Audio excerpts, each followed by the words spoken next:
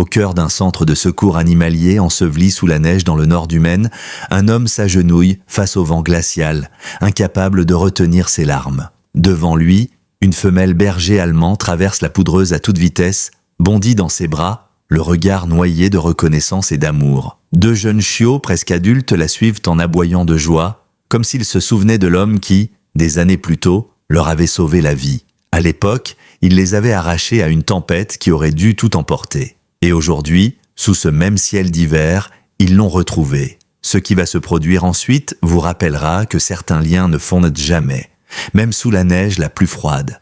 Mais avant de plonger dans cette histoire, prenez une seconde. Aimez, partagez, abonnez-vous. Et dites-moi d'où regardez-vous cette vidéo. J'adore voir jusqu'où voyagent nos histoires.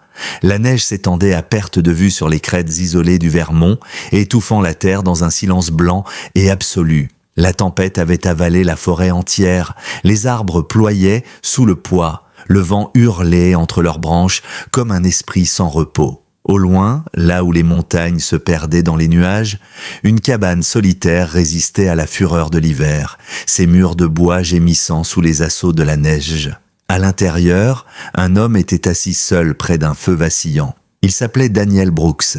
Il était rentré depuis presque 1 an, même si le mot « rentré » n'avait plus beaucoup de sens. 39 ans, grand, épaules larges, il portait la retenue silencieuse de ceux qui ont vu trop de choses pour encore parler facilement. Ses cheveux bruns étaient déjà striés de gris prématuré, sa mâchoire couverte d'une barbe négligée et ses yeux sombres et profonds semblaient avoir oublié ce que signifiait vraiment le repos. Dehors, le monde était en chaos. Dedans, tout était trop calme, trop vide. Daniel avait quitté son métier après une mission qui avait mal tourné. Il était pilote de secours héliporté, spécialisé dans les interventions extrêmes, avalanches, feux de forêt, tempêtes en montagne. Ce jour-là, malgré son expérience, malgré les protocoles, 3 sauveteurs n'étaient jamais revenus. L'un d'eux était son meilleur ami. Depuis, il poursuivait le silence, comme d'autres poursuivent à la rédemption. Mais le silence n'apaisait rien.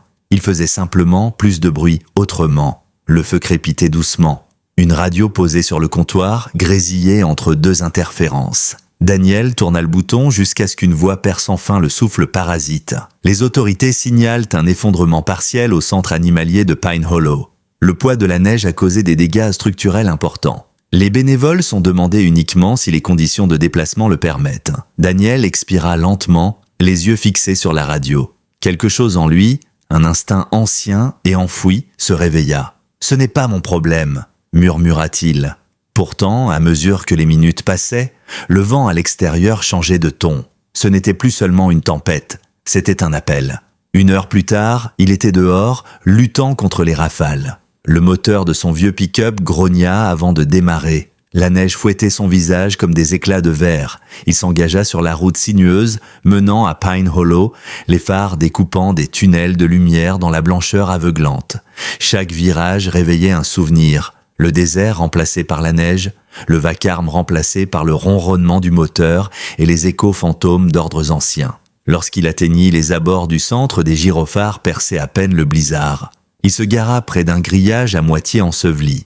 Le bâtiment principal des chenilles s'était affaissé, son toit écrasé par le poids de la neige. Quelques bénévoles creusaient avec des pelles et des lampes frontales, leur souffle s'élevant en nuages épais. C'est alors qu'il la vit. Dr Hannah Miller se tenait près d'une clôture effondrée, coordonnant les opérations d'une voix calme. Elle semblait avoir la quarantaine avancée, grande, fine, les cheveux blonds cendrés attachés en tresse sous un bonnet de laine. Ses joues étaient rougies par le froid, et ses yeux gris clairs, semblables à une lumière d'hiver, reflétaient la force tranquille de ceux qui ont appris à vivre avec la perte. Elle avait perdu son mari 5 ans plus tôt, pompier décédé lors d'une intervention. Depuis, elle consacrait toute son énergie à sauver des animaux. Lorsqu'elle remarqua Daniel s'approcher, elle leva une main gantée. « Monsieur, restez en arrière, ce n'est pas sûr. » Il s'arrêta à quelques mètres, le souffle court. « J'ai entendu l'appel radio. Vous avez besoin d'aide ?» Elle hésita, détaillant son visage, puis la combinaison usée sous sa parka ouverte. Les anciens écussons de sauvetage parlaient d'eux-mêmes. « Très bien, dit-elle enfin, on manque de bras. La plupart des animaux sont en sécurité, mais un enclos au nord n'a pas été dégagé. Le toit est instable. Alors j'y vais, répondit-il sans hésiter. La neige tombait à l'horizontale, transformant chaque forme en silhouette fantomatique. Ensemble, ils avancèrent vers l'arrière du site. Le faisceau de la lampe d'Anna glissait sur les débris. Daniel ouvrait la marche, ses gestes guidés par des réflexes qu'il croyait perdus. Sous le rugissement du vent, un son faible se fit entendre. Un gémissement. « Par ici !» lança-t-il. Il tomba à genoux et commença à creuser à main nue, rejetant neige et bois brisés. Le cri retentit de nouveau, plus faible. Anna souleva une poutre avec lui. Ce qu'ils découvrirent les laissa sans voix. Une femelle berger allemand, massive et puissante, gisait sur le flanc, tremblante. Son pelage noir et fauve était collé de sang et de glace. 2 chiots minuscules se pressaient contre son ventre, à peine conscients. Elle s'était couchée sur eux pour les protéger de l'effondrement. Ses yeux s'ouvrirent à peine, brûlant de cet instinct maternel indestructible. « Mon Dieu !»« Elle est vivante !» souffla Anna. Daniel tendit lentement la main. La chienne grogna faiblement, son corps se crispant malgré la douleur. « Doucement, ma belle !» murmura-t-il d'une voix basse et posée, la même qu'il utilisait autrefois pour calmer des victimes coincées sous des décombres. « On ne va pas te faire de mal. » Il glissa ses bras sous elle avec précaution. La chaleur de son corps traversa le froid de sa veste. Anna enveloppa les chiots dans son écharpe. Il faut les mettre à l'abri. La marche jusqu'au véhicule fut longue, harassante. Le vent semblait vouloir les repousser à chaque pas. Daniel sentait la respiration faible de la chienne contre sa poitrine. Chaque souffle murmurait une seule chose, « Ne me lâche pas ». Dans la tente de secours improvisée, la lumière était faible mais la chaleur bienvenue. Anna nettoya les plaies, posa des bandages. Daniel resta près de la mère, la maintenant immobile. « Elle perd trop de chaleur », dit Anna. « Elle ne passera pas la nuit ici », répondit Daniel sans détour. Ils se regardèrent. 2 personnes qui savaient ce que signifiait porter des vies entre ses mains. « Les routes sont mauvaises, dit-elle. J'ai connu pire. » Après un instant, elle hocha la tête. « Emmenez-les. Votre cabane est plus haut sur la crête, plus chaude. » Daniel acquiesça sans discuter. Quand il ressortit dans la tempête, la chienne ne se débattit pas. Elle laissa simplement échapper un faible gémissement, la tête calée contre son bras. Anna glissa les chiots contre sa poitrine sous sa veste. « Soyez prudents, » murmura-t-elle. Il disparut dans la neige. Le trajet jusqu'à la cabane sembla interminable, la neige s'accumulait sur le pare-brise plus vite que les essuie-glaces ne pouvaient l'évacuer. Le moteur grondait, luttant contre la pente et le froid. À l'intérieur de l'habitacle, le silence était presque total, seulement brisé par la respiration irrégulière de la chienne et les minuscules couinements étouffés des chiots blottis contre la poitrine de Daniel. À un moment, il lâcha brièvement le volant pour poser 2 doigts sur le flanc de la mère. Son cœur battait encore, faible mais déterminé. Lorsqu'il atteignit enfin la cabane, le feu à l'intérieur n'était plus qu'un lit de braise mourante. Daniel força la porte avec l'épaule. Une bouffée d'air chaud mêlée de fumée s'échappa en volute dans la nuit. Il déposa délicatement la chienne près de l'âtre, suffisamment près pour sentir la chaleur renaissante. Elle laissa échapper un gémissement brisé, moitié douleur, moitié soulagement. Les chiots frémirent, cherchant instinctivement la chaleur. Daniel resta immobile un instant, debout au milieu de la pièce, observant ces 3 vies fragiles. Quelque chose, enfoui depuis longtemps sous des couches de fatigue et de culpabilité, se fissura lentement en lui. Le vent gémissait entre les pins, et ce son se mêlait aux plaintes faibles de la chienne, un écho presque humain qui atteignit des zones de son cœur que le temps avait figées. Il raviva le feu, alimenta les flammes jusqu'à ce qu'elles lèchent à nouveau les bûches avec vigueur. Puis il s'agenouilla près d'elle. « Tu es en sécurité maintenant » murmura-t-il. La chienne tourna légèrement la tête, ses yeux ambrés s'accrochant aux siens, comme si elle essayait de graver son visage dans sa mémoire. L'aube arriva sans bruit. La tempête s'était retirée, laissant derrière elle un monde figé dans une lumière pâle. Les rayons du soleil filtraient à travers les fenêtres givrées, éclairant les silhouettes enroulées près du feu. La mère berger allemand et ses 2 petits dormaient serrés les uns contre les autres sous une couverture de laine. Une légère vapeur s'élevait de leur pelage en train de sécher. Daniel n'avait pas dormi. Il était resté assis toute la nuit, les coudes sur les genoux, surveillant chaque respiration comme on surveille une flamme fragile. Il avait fouillé dans une vieille trousse de secours, maladroitement mais avec application, nettoyant la plaie de la patte, la bandant avec soin. Le geste lui avait pris du temps, mais ce temps-là avait eu un sens qu'il n'avait pas ressenti depuis longtemps. La chienne bougea légèrement. Ses oreilles frémirent. Daniel se pencha. « Doucement » souffla-t-il. Elle le fixa longuement, méfiante, mais épuisée. Puis lentement, Elle le laissa poser la main sur sa tête. Il sourit faiblement. « Il te faut un nom, murmura-t-il. Après un instant, il ajouta presque sans réfléchir « Hazel ». Le nom resta suspendu dans l'air, simple et solide, comme une promesse. Il réchauffa un peu de lait sur le vieux poêle, l'improvisa tiède et imbiba un tissu propre. Les chiots s'y accrochèrent avec une énergie surprenante. Le mâle, plus foncé, plus téméraire. La femelle, légèrement plus petite, une oreille pliée vers l'avant. « Cooper et Sky », murmura-t-il. Les noms surgirent comme s'ils avaient toujours été là. La cabane, autrefois refuge silencieux, se remplit peu à peu de nouveaux sons. De petits gémissements, des souffles apaisés, le craquement régulier du plancher sous ses pas. Daniel empila de vieux vêtements près du feu pour créer un nid improvisé. L'air sentait le pain, la fumée et quelque chose de vivant. Vers midi, quelqu'un frappa à la porte. Daniel hésita, puis ouvrit. Docteur Hannah Miller se tenait sur le seuil, un sac médical à la main, un thermos sous le bras. « J'ai apporté du café », dit-elle avec un léger sourire. Il s'écarta. « Entrez, ils respirent encore, si c'est ce que vous voulez savoir. » Elle s'agenouilla aussitôt près d'Hazel, examinant ses blessures. « Elle est plus stable », murmura-t-elle. « Vous avez bien travaillé ?» Daniel haussa les épaules. « J'ai eu de bons instructeurs autrefois. » Hannah leva les yeux vers lui. « Vous étiez sauveteur aérien, n'est-ce pas ? » « Je le suis toujours. Juste autrement. » Elle sourit tristement. « On ne cesse jamais vraiment d'être celui qu'on a été quand on a sauvé des vies. » Ils partagèrent un silence chargé de compréhension. Pendant qu'elle auscultait la chienne, Hannah parla doucement. De son mari, des incendies, de ce jour où elle avait juré de ne plus jamais entendre une sirène, puis d'un matin où une chatte errante avait mis bas sous son porche. « Je n'aimais même pas les chats, » avoua-t-elle avec un souffle de rire, « mais je n'ai pas pu les laisser mourir. » Daniel comprit. Ce n'était pas une histoire de chat, c'était une histoire de survie. Lorsqu'elle repartit, le froid tomba à nouveau sur la forêt. La nuit, plus dure, plus noire, Daniel resta près du feu, Hazel posant finalement la tête contre sa botte. Il baissa les yeux, surpris par ce geste. « Tu fais confiance vite » murmura-t-il. Mais il savait que ce n'était pas vrai. Elle faisait confiance comme ceux qui ont été blessés. Lentement, prudemment. Les chiots commencèrent à explorer maladroitement le tapis de laine.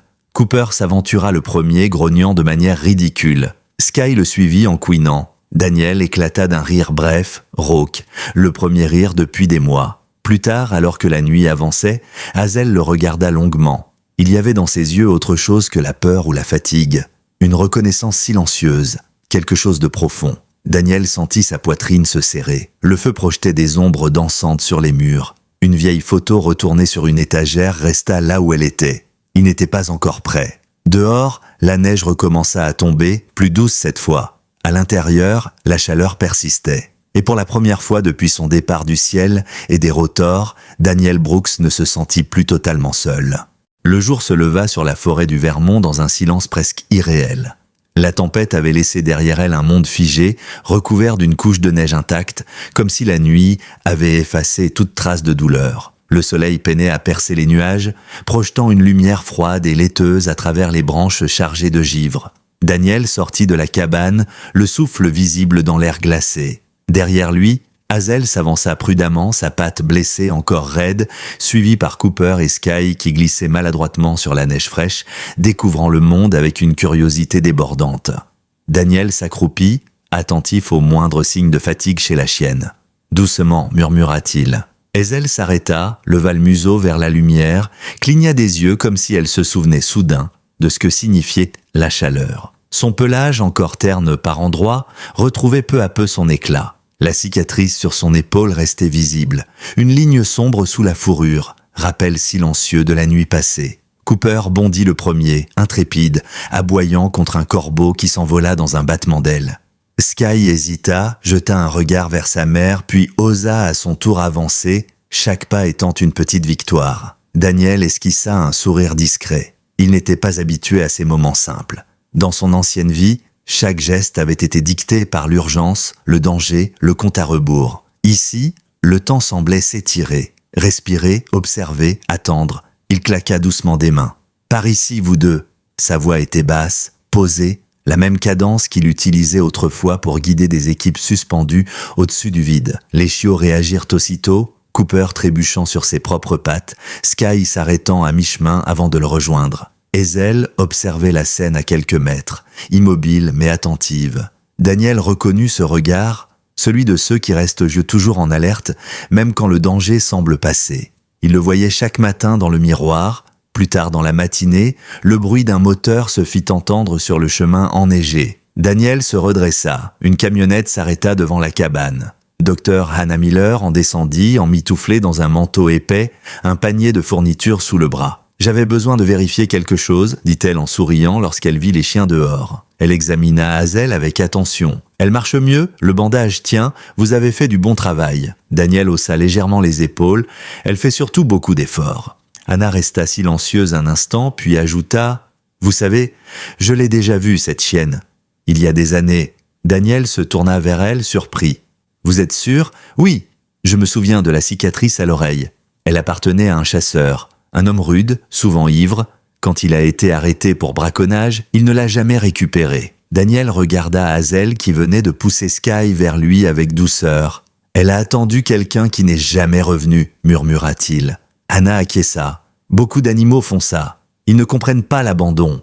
Ces mots frappèrent Daniel plus fort qu'il ne l'aurait cru. Il détourna le regard, le cœur serré par des images qu'il connaissait trop bien. Des appels radio restés sans réponse, des visages qu'on ne ramène jamais. Il inspira profondément. « C'est assez pour aujourd'hui », dit-il en ramenant les chiens à l'intérieur. L'après-midi passa dans un calme trompeur. Daniel rangea du bois, nettoya la cabane, observa Hazel se reposer près du feu pendant que les chiots jouaient à mordiller une vieille paire de gants. Il se surprit à leur parler comme s'il pouvait comprendre chaque mot. Et peut-être qu'il comprenait d'une certaine façon.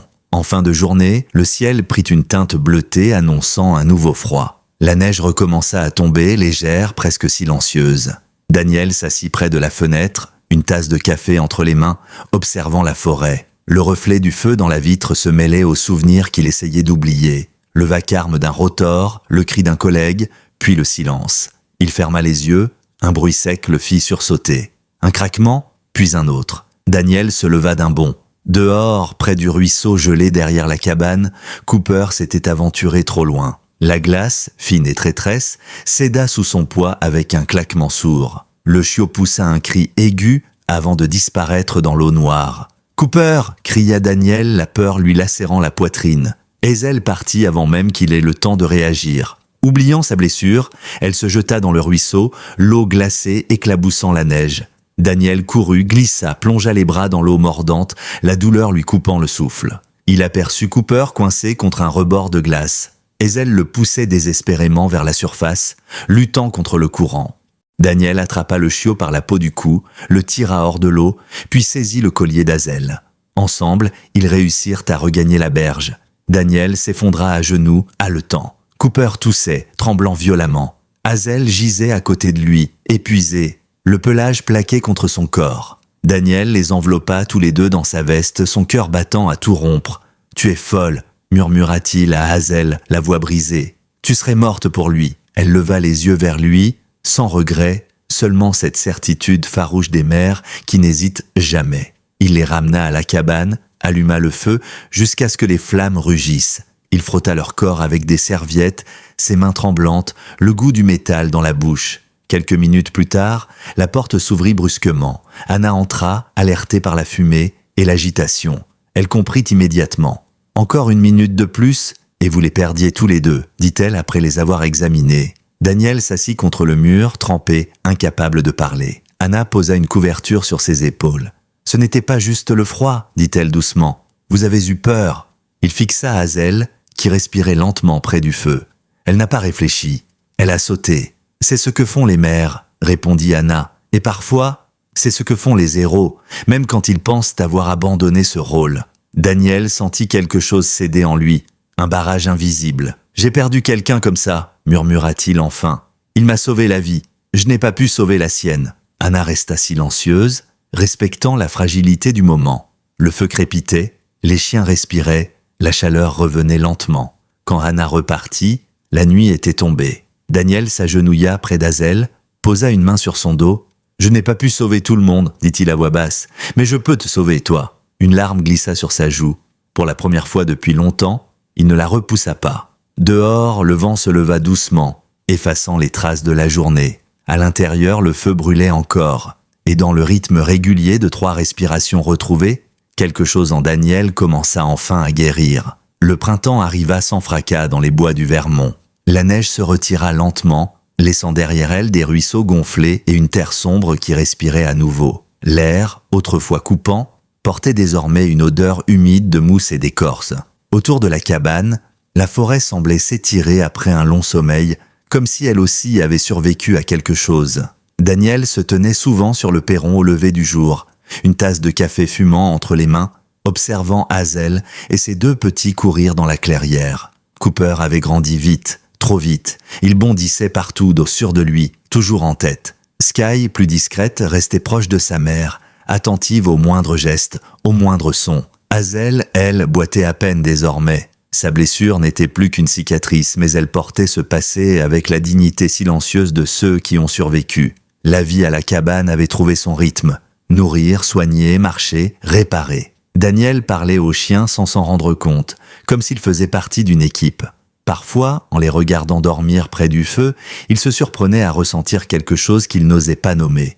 Un sentiment de foyer, une idée dangereuse. Un matin, alors qu'il empilait du bois, le téléphone vibra dans la poche de sa veste. Le nom de Dr Hannah Miller s'afficha. Il répondit aussitôt. « Daniel, il faut qu'on parle, dit-elle, la voix douce mais sérieuse. » Ils se retrouvèrent l'après-midi même, assis sur le banc de bois près de la cabane, le soleil filtrant à travers les branches. « Le conseil du centre a pris une décision, commença-t-elle. Hazel et les petits ont été officiellement intégrés au programme de chiens de soutien pour les victimes de traumatisme. Ils veulent les transférer dans une structure spécialisée près de la côte du Maine. » Daniel ne répondit pas tout de suite. Il regarda Hazel, couchée à quelques mètres, Sky blotti contre elle, Cooper mâchonnant un bâton. « Ils viennent juste de comprendre ce que signifie être en sécurité, » dit-il enfin. Hannah hocha la tête. « Justement, c'est grâce à vous.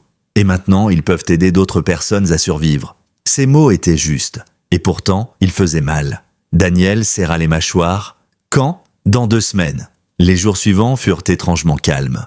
Daniel continua ses routines, mais chaque instant semblait chargé d'un poids nouveau. Il construisit une caisse de transport en bois, la garnit de couvertures. Il ajusta les colliers, les nettoya soigneusement. Chaque geste ressemblait à un adieu déguisé. La nuit, il restait longtemps éveillé, écoutant la respiration des chiens. Hazel dormait toujours près de la porte, comme si elle voulait s'assurer qu'il ne disparaîtrait pas. Daniel la regardait dans l'obscurité, le cœur serré. « Tu vas faire du bien autour de toi, » murmura-t-il un soir. « Tu es faite pour ça. » Hannah revint régulièrement. Un matin, alors qu'ils observaient les chiots courir, elle posa doucement la question. « Et vous, Daniel, après leur départ ?» Il haussa les épaules. « Je retournerai au silence, je suppose. » Elle le regarda longuement. « Vous savez que ce ne sera plus possible, pas comme avant. » Le jour du départ arriva sous un ciel couvert. Une bruine fine tombait, collant la poussière de la route aux pneus du fourgon venu les chercher. Le conducteur descendit, un homme aux tempes grisonnantes, le regard calme. « Vous avez bien pris soin d'eux ?» dit-il simplement en serrant la main de Daniel. Daniel s'agenouilla une dernière fois. Hazel s'approcha, posa son museau contre sa poitrine. Il la serra contre lui, respirant son odeur familière. Cooper lécha ses doigts. Sky poussa doucement son genou du bout du nez. « Prenez soin les uns des autres » murmura-t-il. Lorsque la porte du véhicule se referma, un silence étrange s'abattit sur la clairière. Le moteur démarra. Le fourgon s'éloigna lentement, disparaissant entre les arbres. Juste avant le virage, Hazel se retourna. Leurs regards se croisèrent une dernière fois. Dans ses yeux, Daniel lut quelque chose de clair et profond. Pas de peur, pas d'abandon, une promesse. Quand le bruit du moteur s'évanouit, Daniel resta seul. Le vent caressa son visage comme une main hésitante. Il ne perdait pas quelque chose, il apprenait à laisser partir. La cabane sembla plus grande, plus vide.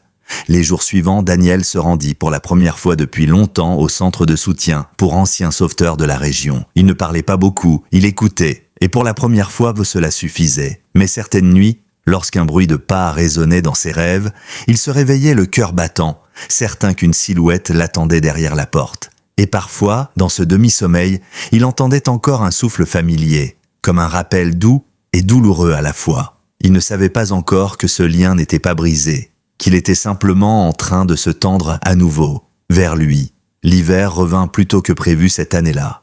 comme s'il avait senti l'absence. Les premières neiges recouvrirent la forêt du Vermont avant même que les feuilles aient complètement disparu. La cabane de Daniel retrouva son manteau blanc, silencieux, immobile.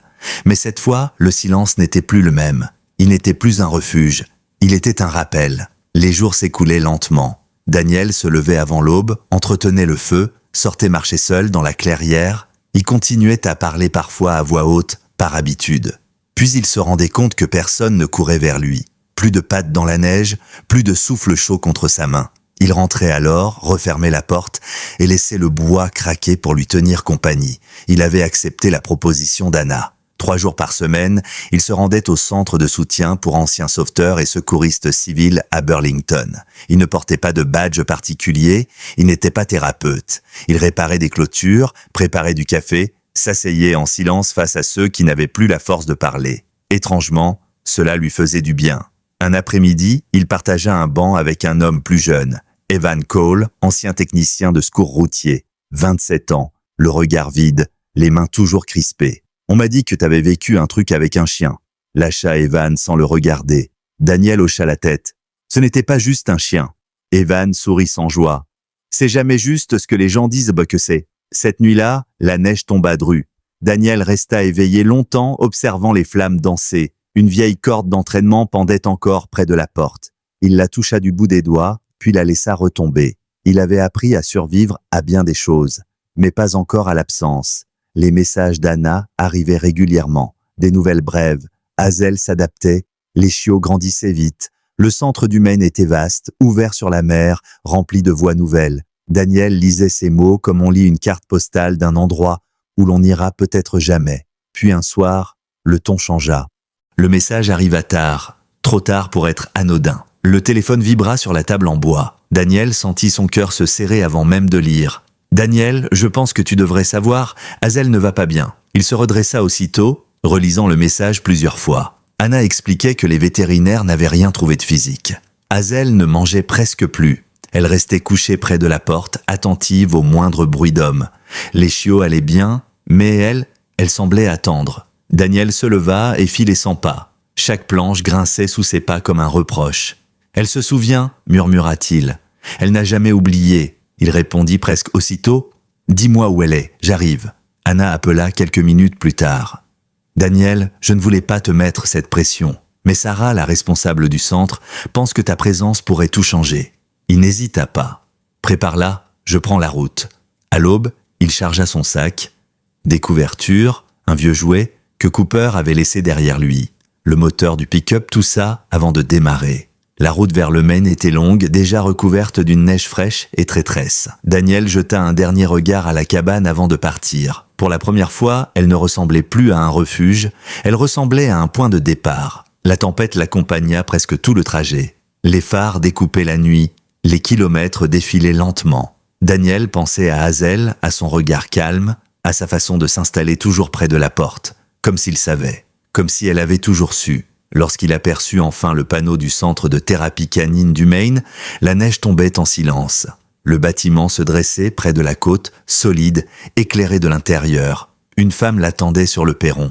Grande, droite, cheveux bruns striés de gris, regard perçant mais bienveillant. Madame Sarah Collins. « Daniel Brooks », dit-elle simplement en lui serrant la main. « Merci d'être venu. » Il répondit d'une voix basse. « Comment elle va ?» Sarah inspira doucement. « Elle est fatiguée. Mais surtout, elle attend. » Ils traversèrent un couloir calme. Les chiens se turent à leur passage, comme si quelque chose se préparait. Sarah s'arrêta devant le dernier box. « Elle est là. » Daniel s'agenouilla lentement. Hazel était couchée, le museau posé sur ses pattes. Son pelage avait perdu de son éclat. Ses yeux étaient ouverts, mais absents. Il sentit sa gorge se nouer. « Hazel » murmura-t-il. Au son de sa voix, quelque chose se produisit, lentement d'abord. Une oreille se redressa, puis une autre. Hazel releva la tête, hésita, cligna des yeux. Et soudain, elle se leva, chancelante, incrédule. Un gémissement brisé s'échappa de sa gorge. Elle se précipita vers la grille, la queue battant faiblement mais avec détermination. Daniel ouvrit le loquet à la hâte. Hazel se jeta contre lui, posant tout son poids sur sa poitrine. Il tomba en arrière, la serrant contre lui, incapable de retenir ses larmes. « Je suis là », répéta-t-il. « Je suis là. » Sarah recula discrètement, les yeux embués. Autour d'eux, le centre semblait retenir son souffle. Hazel tremblait, gémissait, léchait son visage comme pour s'assurer qu'il était réel. Daniel enfouit son visage dans son pelage. « Tu m'as attendu » murmura-t-il, la voix brisée. Tout ce temps, dans ce moment suspendu, quelque chose de profond se réaligna. Ce n'était pas seulement une retrouvaille, c'était une réponse à toutes les questions qu'il n'avait jamais osé poser. Et tandis que la neige recommençait à tomber dehors, Daniel comprit une chose simple et bouleversante. Certains liens ne sont pas faits pour être rompus. Ils sont faits pour nous ramener exactement là où nous devons être.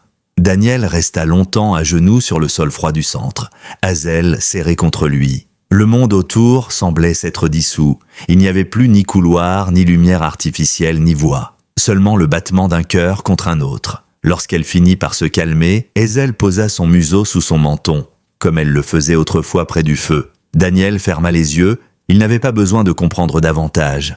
Tout était déjà clair. Madame Sarah Collins revint doucement vers eux. « Nous avons essayé de lui donner tout ce dont elle avait besoin », dit-elle sans justification, seulement avec honnêteté. Mais parfois, le lien compte plus que l'environnement, plus que les programmes, plus que les bonnes intentions. Daniel acquiesça lentement. « Elle ne s'est jamais attachée au lieu », répondit-il. « Elle s'est attachée à une promesse. » Ils parlèrent longtemps, assis autour d'une table simple. Sarah expliqua les règles, les responsabilités, les options. Hazel pouvait rester au centre, reprendre progressivement. Ou bien, Daniel pouvait la ramener, pas comme un échec du programme, comme une évolution, une autre forme d'aide. Daniel sentit son souffle se bloquer un instant. Ramener Hazel signifiait assumer, ne plus se cacher, ne plus vivre à moitié. « Je la ramène », dit-il finalement. Les mots sortirent sans trembler. Sarah hocha la tête comme si elle s'y attendait. « Alors faisons les choses bien. » Avant de partir, Cooper et Sky furent amenés dans la pièce.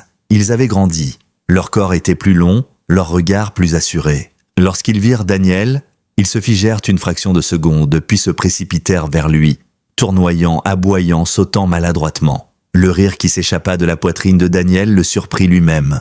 Hazel observa la scène, apaisée. Elle n'était plus en alerte. Elle savait. Le retour vers le Vermont se fit sous un ciel gris mais calme.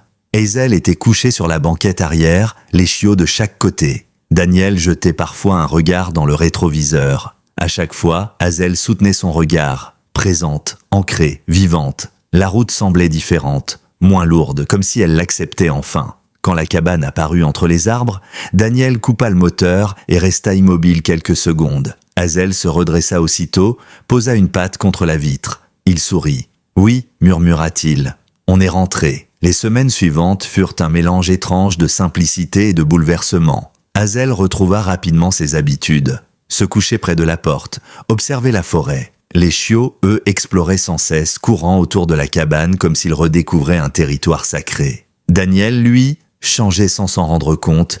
Il ne vivait plus replié. Il commença à recevoir des appels, d'anciens collègues, des responsables de centre, des personnes que Anna avait mises en contact avec lui. « On m'a dit que tu avais quelque chose qui marchait », lui dit un jour un homme à la voix fatiguée. Daniel n'avait pas de réponse toute faite, il avait juste une vérité. « Je n'ai pas de méthode, j'ai un lieu et du temps. » Peu à peu, des visiteurs arrivèrent. D'abord un homme seul, ancien secouriste routier, incapable de dormir, puis une femme, ancienne infirmière d'urgence, qui sursautait au moindre bruit. Daniel ne leur promettait rien, il leur offrait le feu, le silence, la présence des chiens. Hazel allait toujours vers ceux qui avaient le plus besoin d'elle, sans forcer, sans demander. Un soir, alors que le ciel se teintait d'orange, Anna vint s'asseoir sur le perron.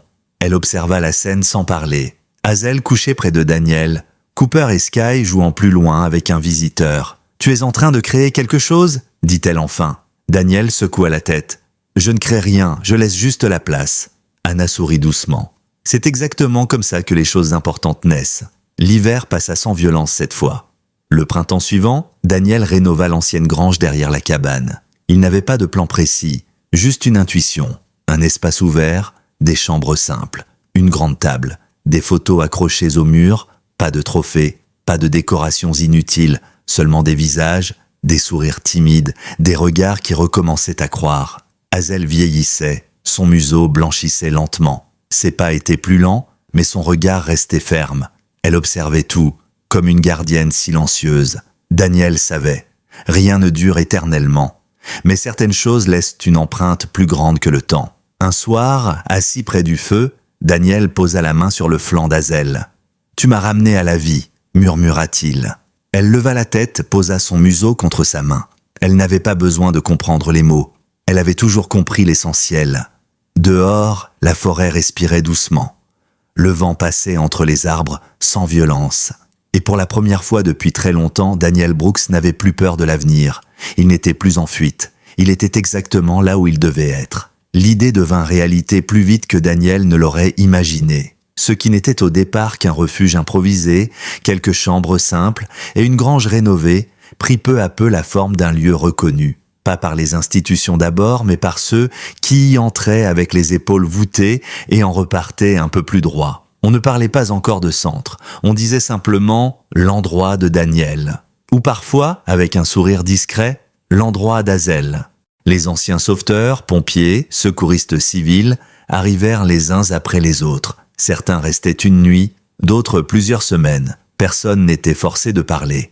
Personne n'était pressé de guérir. Azel se déplaçait lentement entre eux, s'arrêtant toujours auprès de ceux qui tentaient le plus de se cacher. Elle posait sa tête contre une cuisse ou restait simplement là, présente. Et cela suffisait souvent à faire tomber les premières défenses. Daniel observait ces moments avec une attention silencieuse. Il reconnaissait les signes, les regards fuyants, les mains crispées, les silences trop lourds. Il n'essayait pas de corriger. Il se souvenait trop bien de ce que cela faisait d'être forcé à aller mieux.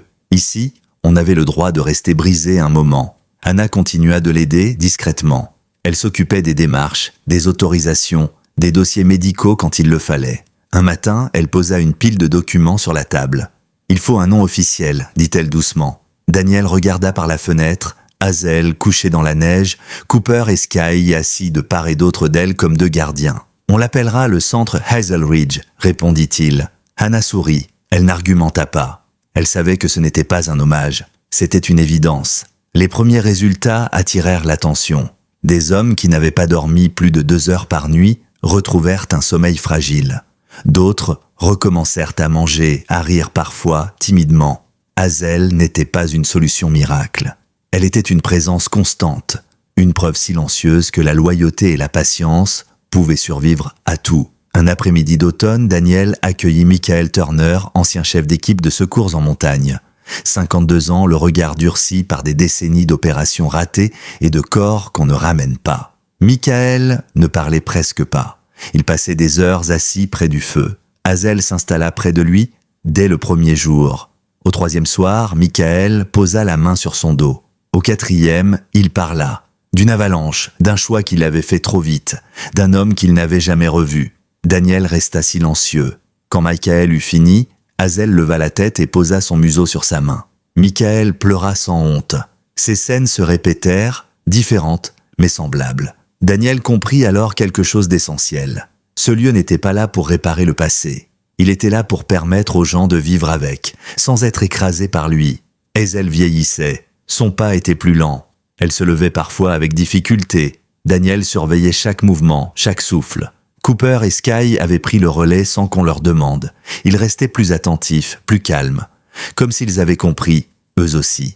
Azel n'était plus seulement leur mère, elle était devenue un pilier. Un soir d'hiver, alors que la neige tombait doucement, Daniel s'assit à côté d'elle. « Tu as porté tout ça sur tes épaules », murmura-t-il. « C'est à nous maintenant. » Azel ferma les yeux, paisible. Elle n'avait plus besoin de prouver quoi que ce soit. Les autorités locales finirent par s'y intéresser. Pas par curiosité, mais parce que les chiffres parlaient. Moins de rechutes, moins d'isolement, plus de retour à une vie fonctionnelle. Daniel accepta les aides à une condition. Aucun uniforme, aucun logo agressif, aucun discours de performance, juste du temps, des chiens et de l'humanité. Le centre s'agrandit lentement. Une nouvelle aile, une petite salle commune, un sentier aménagé dans les bois. Azel ne parcourait plus toute la distance, mais elle restait à l'entrée, observant chaque nouvel arrivant, comme si elle leur disait sans mots « Tu es attendu ici ». Un matin, Daniel la trouva allongée plus longtemps que d'habitude. Elle respirait calmement, mais son regard était fatigué. Il s'agenouilla près d'elle. « Repose-toi », murmura-t-il. Elle leva la tête une dernière fois et posa son museau contre sa poitrine. Daniel comprit. Ce n'était pas une fin, c'était une transmission. Ce jour-là, Cooper resta à ses côtés toute la journée. Sky ne la quitta pas. Et Daniel, pour la première fois, sentit une paix profonde, triste mais entière. Hazel n'avait jamais été là pour durer éternellement. Elle avait été là pour enseigner. Et alors que le feu crépitait dans la grange rénovée, entouré de voix humaines apaisées et de respiration calme, Daniel sut que quoi qu'il arrive ensuite, le monde avait déjà été changé. Par une chienne, par un lien, par une promesse tenue, l'hiver s'installa doucement sur Hazel Ridge, sans violence, presque avec respect. La neige tombait par nappes légères, recouvrant les sentiers et étouffant les bruits du monde. Le centre fonctionnait désormais comme un cœur battant, régulier, stable.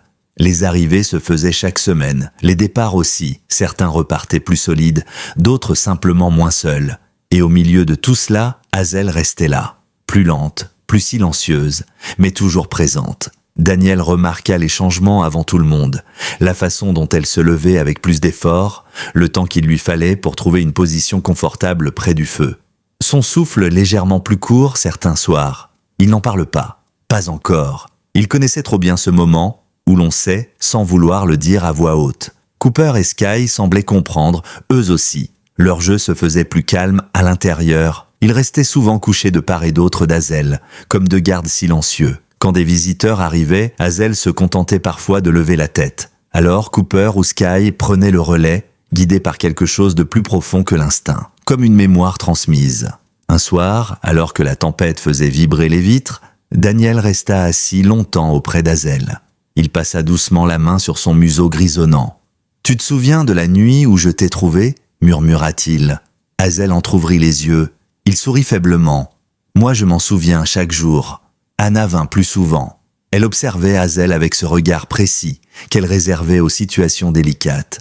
Un matin, elle posa simplement une main sur l'épaule de Daniel. « Elle est en train de ralentir » dit-elle doucement. Daniel acquiesça. « Je sais, aucun mot de plus n'était nécessaire. » Les visiteurs continuaient d'arriver. Parmi eux, une jeune femme nommée Laura Mitchell, ancienne opératrice d'urgence, 29 ans. Insomnie sévère, crise d'angoisse. Le premier jour, Laura resta figée à l'entrée, incapable d'avancer.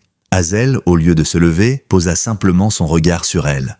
Longtemps. Laura finit par s'asseoir à même le sol, à quelques mètres. « Elle me voit » murmura-t-elle. Daniel hocha la tête. Elle a toujours vu les gens tels qu'ils sont. Pas tels qu'ils essaient de paraître. Ce soir-là, Laura dormit pour la première fois sans médicaments.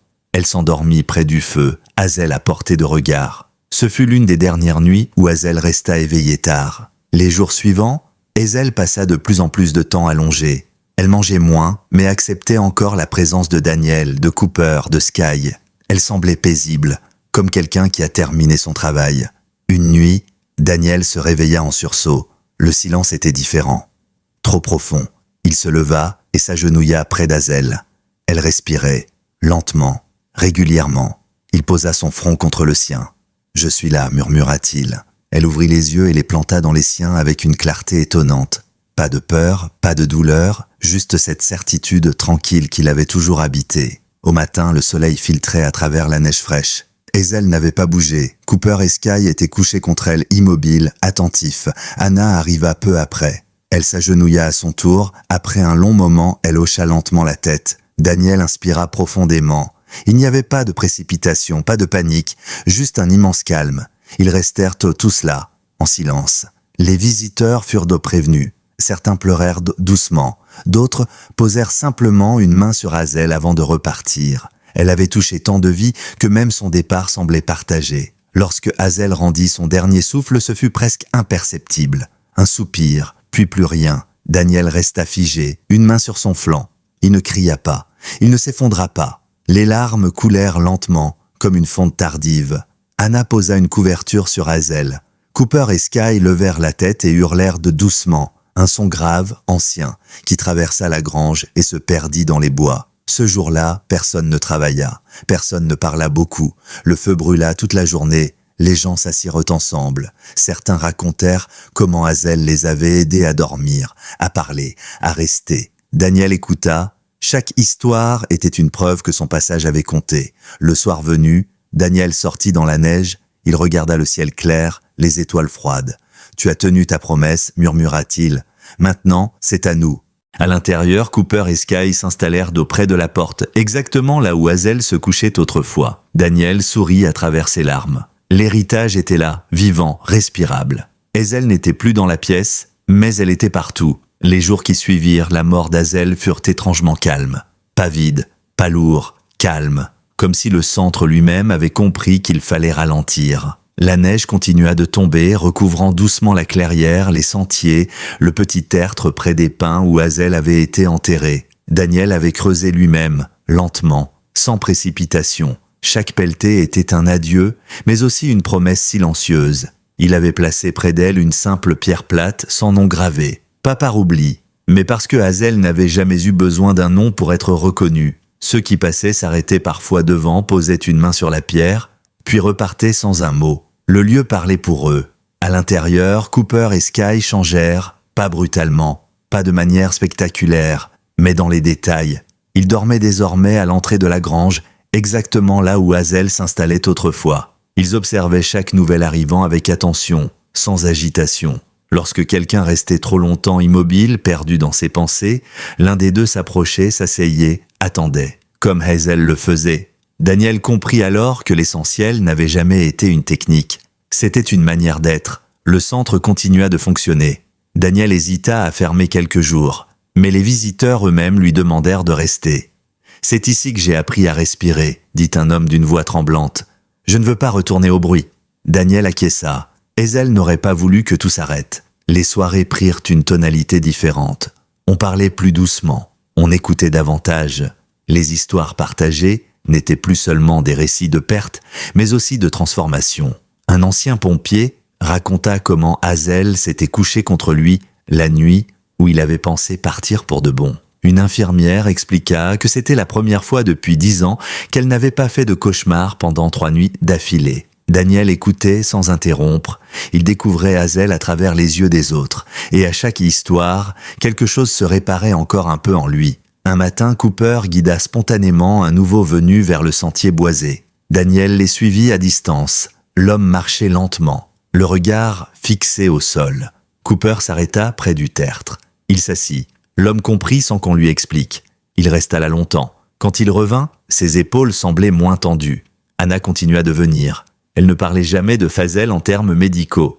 Elle parlait d'elle comme d'une collègue. « Elle a fait plus de bien que bien des protocoles », dit-elle un jour en souriant tristement. Daniel répondit simplement « Elle faisait ce qui devait être fait ». Le centre reçut de plus en plus de demandes.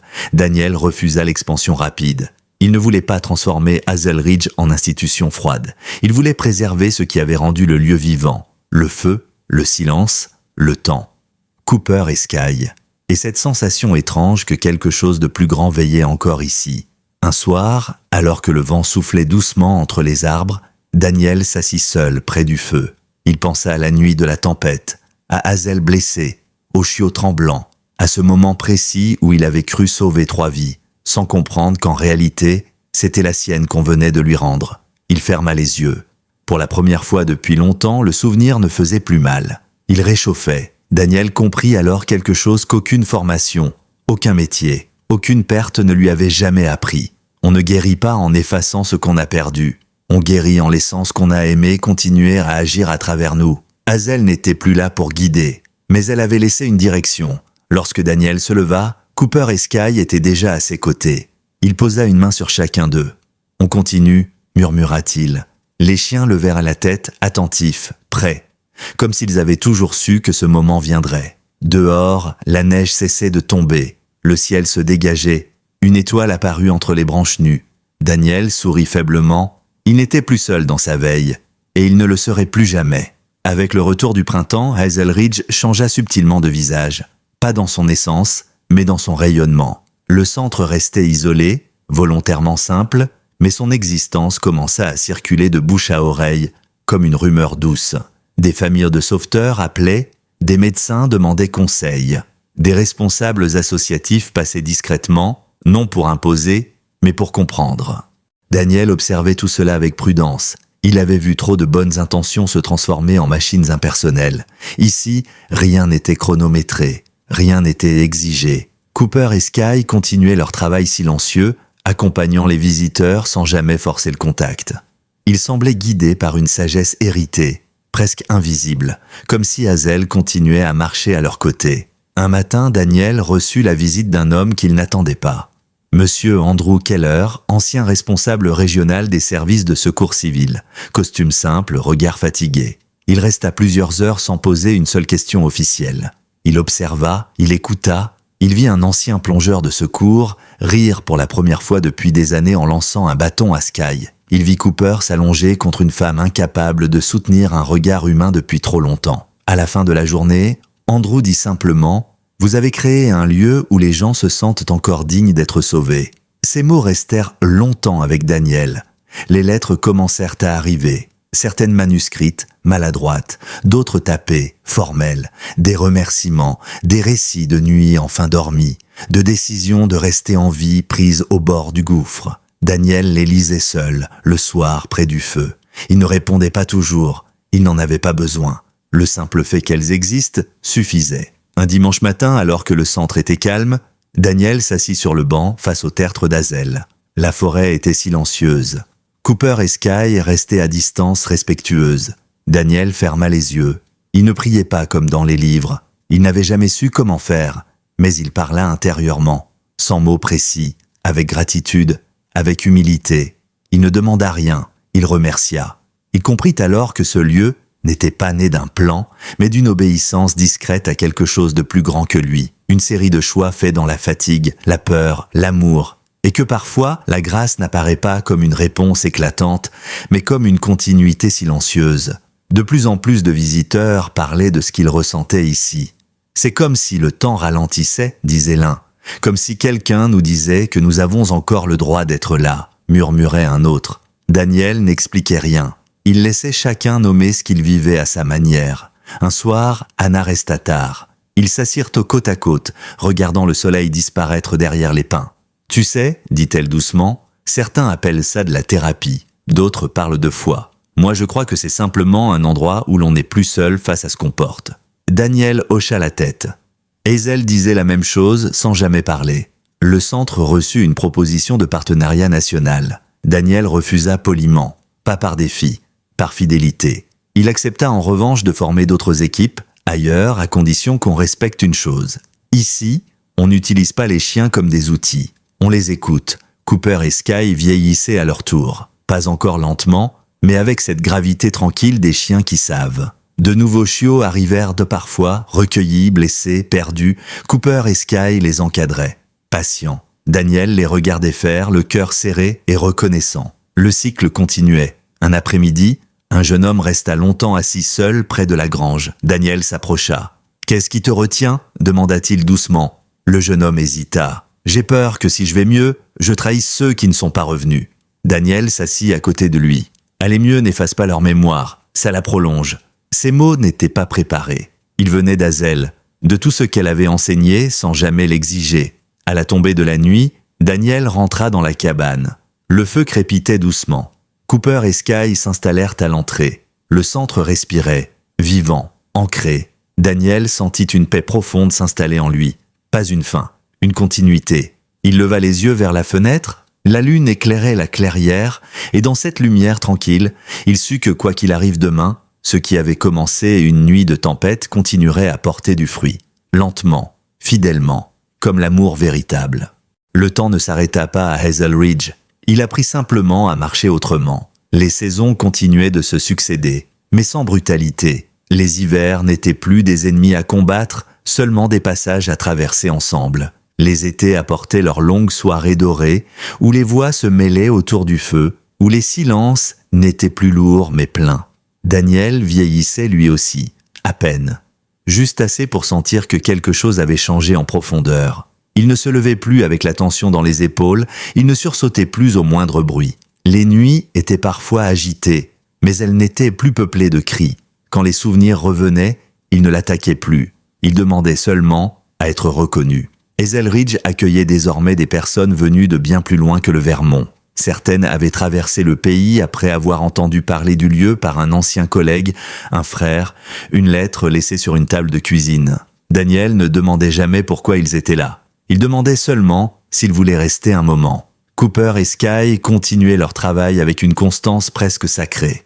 Leurs pas étaient plus lents, leurs museaux grisonnaient à leur tour, mais leur présence restait puissante. Ils savaient quand s'approcher, quand attendre, quand simplement rester couché à quelques mètres, laissant l'autre respirer. Un après-midi d'automne, un groupe de nouveaux arrivants s'installa près de la grange. Parmi eux, un homme resta en retrait, grand, solide, mais visiblement brisé à l'intérieur. Il observa longtemps les autres, sans parler. Sky s'approcha, s'assit près de lui, sans le toucher. L'homme finit par murmurer « Elle ne me juge pas ». Daniel, un peu plus loin, ferma brièvement les yeux. Il connaissait ce moment. C'était celui où tout commençait.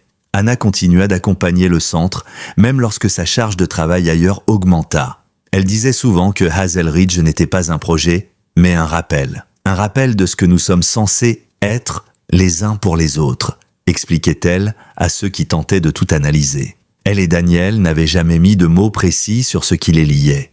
Ils n'en avaient pas besoin. Leur lien était fait de respect, de confiance et de cette certitude rare que l'autre resterait là quand tout vacille. Un jour, Daniel trouva dans la boîte aux lettres une enveloppe sans adresse de retour. À l'intérieur, une simple feuille.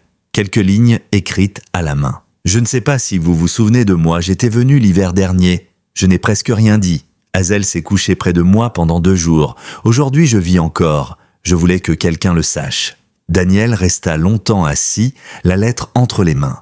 Puis il la rangea soigneusement dans un tiroir parmi d'autres témoignages silencieux. Le tertre d'Hazel resta un lieu de passage. Pas de pèlerinage organisé, pas de discours, juste des palans, des mains posées sur la pierre, des respirations profondes. Certains pleuraient, d'autres souriaient doucement. Hazel continuait à faire ce qu'elle avait toujours fait. Offrir un espace sûr. Un soir d'hiver, alors que la neige recommençait à tomber, Daniel s'assit près du feu avec Cooper et Sky. Il posa une main sur chacun d'eux. « Vous savez, murmura-t-il, rien de tout ça n'était prévu. » Les chiens levèrent la tête attentifs. Et pourtant, tout était à sa place. Il comprit alors que sa vie ne se divisait plus en avant et après. Elle formait un seul fil continu, tissé de pertes, de rencontres, de choix imparfaits. Et au cœur de ce fil, il y avait eu Hazel. Non comme un miracle spectaculaire, mais comme une fidélité silencieuse. De plus en plus souvent, Daniel entendait la même phrase revenir, dite par des voix différentes. « Je ne suis pas complètement guéri, mais je ne suis plus seul. » Et chaque fois, il savait que le centre avait rempli sa mission. Pas de sauver à tout prix, mais de tenir. Lorsque Daniel se coucha ce soir-là, le vent soufflait doucement contre les vitres. Le feu brûlait lentement. Cooper et Sky étaient couchés à l'entrée, fidèles à leur poste. Daniel ferma les yeux sans appréhension. Il savait que demain viendrait avec ses défis, mais il savait aussi qu'il n'aurait plus jamais à les affronter seul. Et quelque part, dans le silence entre 2 respirations, il sentit cette présence familière, non comme une voix, non comme une image, mais comme une certitude. Hazel n'était pas partie, elle avait simplement changé de manière d'être là. Les années passèrent, sans jamais effacer ce qui avait été construit à Hazel Ridge. Le centre ne devint pas un monument. Il resta volontairement simple, presque discret, comme s'il refusait d'attirer l'attention sur lui-même. Ceux qui y venaient ne cherchaient pas un miracle spectaculaire. Ils cherchaient un endroit où déposer ce qu'ils portaient trop longtemps seuls. Daniel Brooks avait cessé depuis longtemps de se définir par ce qu'il avait été autrefois. Il n'était plus seulement un ancien pilote de sauvetage, ni un homme marqué par les tempêtes et les pertes. Il était devenu un gardien, pas d'un lieu, mais d'un espace intérieur. Un espace où l'on pouvait respirer à nouveau sans avoir honte de ses failles. Cooper et Sky vieillissaient paisiblement. Leurs pas étaient plus lents, leurs museaux presque entièrement gris, mais leur présence restait intacte. Ils n'avaient plus besoin de courir. Ils savaient exactement où se placer. À côté de ceux qui doutaient, à côté de ceux qui pensaient ne plus mériter d'être aidés. Comme Hazel autrefois. Parfois, lorsque la neige tombait doucement sur la clairière, Daniel s'asseyait seul sur le banc face au tertre. Il ne parlait pas. Il n'en avait plus besoin.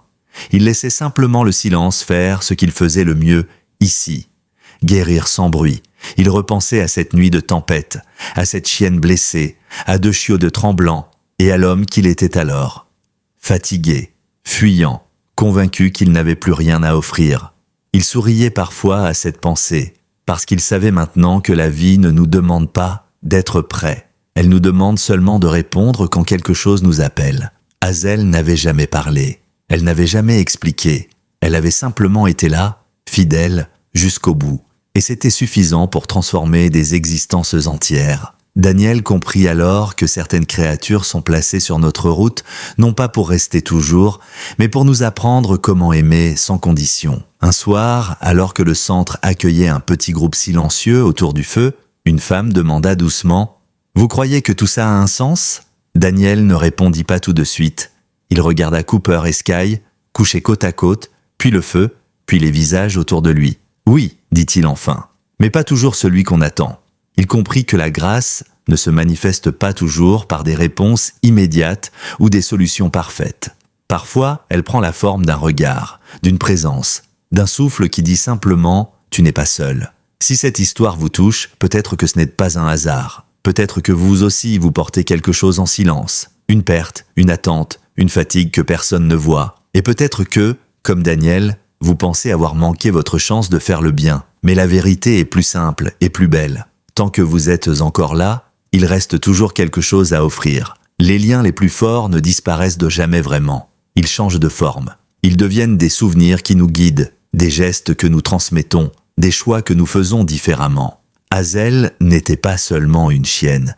Elle était un rappel vivant que l'amour fidèle peut survivre à toutes les tempêtes. Alors si vous croyez que même les plus petites vies peuvent porter un message plus grand qu'elles, partagez cette histoire avec quelqu'un qui en a besoin. Laissez un commentaire et dites-nous quel lien, quelle rencontre, quel moment vous a sauvé sans bruit.